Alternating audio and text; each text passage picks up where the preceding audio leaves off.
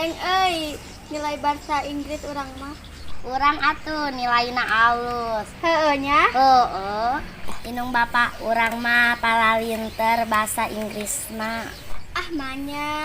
Sia teh. Soalna inung bapak urang mah amun ti peuting sok ngobrol bahasa Inggris. Wah hebat. Iya dong. Tuh gea inung maneh jeung inung urang kadarieu. Tuh anak orang jeung anak mana di tareangan.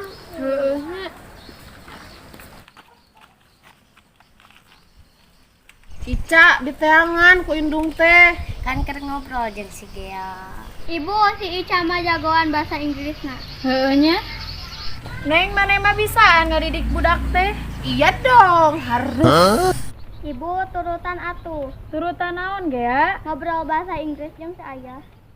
Inung jeung bapak si Ica mah jagoan bahasa Inggrisna. Ah mahanya Gea. Neng mana bisanya bahasa Inggris?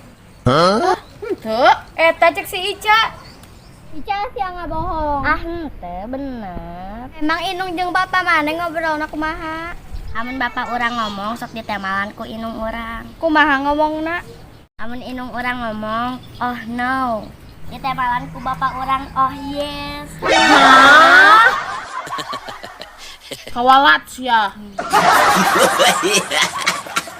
Jadi oh yes oh no merenang. Ica Anjay.